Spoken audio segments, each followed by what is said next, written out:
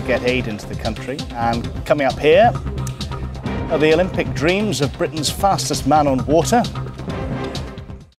Subject completely now. 3 months from now we're going to be into the first weekend of the Olympic Games in China.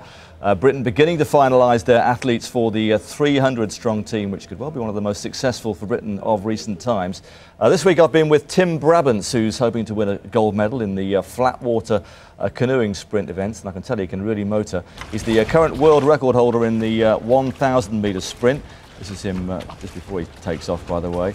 He can blast through it in less than 3.5 minutes. Last year he became a world champion and silver medalist in the shorter 500-metre event. Either way, he looked in terrific shape on the water at Dorney Lake near Eton yesterday, where they'll be holding the 2012 Olympic Games. And I caught up with him after a lung-bursting session. Compared to rowing, which is always seen as kind of the benchmark for the endurance sports, how do you compare? Is it as tough as that? I'd say so. We race over 1,000 metres is the longest we race, whereas they race 2,000 metres, but it's still 3.5 minutes, so it involves a massive endurance component.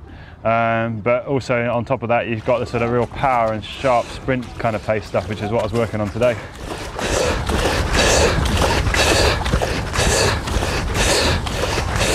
So when we go to Beijing, I mean, you'll hopefully be in tip-top condition. You're world champion in one event and second best in another. Does that make you a favourite for maybe 2 gold medals here? I mean, there's a chance. I mean, obviously 2 gold medals would be the absolute ideal, but realistically, I'm looking to win 2 medals at the Games, and hopefully one of them a gold in the 1,000 probably is my stronger event at the moment. And you won a bronze in the same event, didn't you, in Sydney 8 years ago? Yeah. And what didn't quite manage it in Athens? No, Athens was a disappointing 5th place. Saying that though, I think a lot of British athletes would be quite happy with a 5th place in Olympic Games. But for me, I knew that I probably had a medal in me then.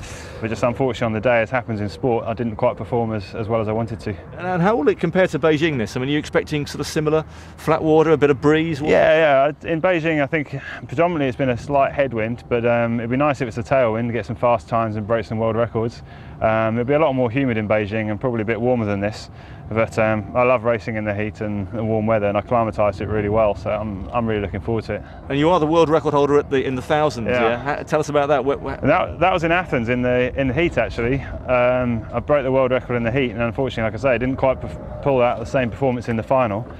But I think in Beijing, on the form, if I carry on the form I'm going to be able to break that world record again if we get the right conditions there. You just need a nice tail breeze with warm water and warm air temperature, and then I reckon we'll smash that world record in Beijing.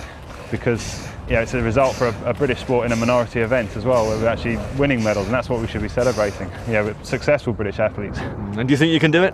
I think I can. I think the way I'm going at the moment, and based on last year, and I'm better at this time than I was at the same time last year. So I think if it goes my way on the day, I think I can come home with a medal. Certainly, potentially a gold one. We wish you well. Thank you. Good to see you. Thanks very much. Thanks. Tim Brabants chasing a couple of medals on the water in Beijing in the summer. Now a bit of rugby today.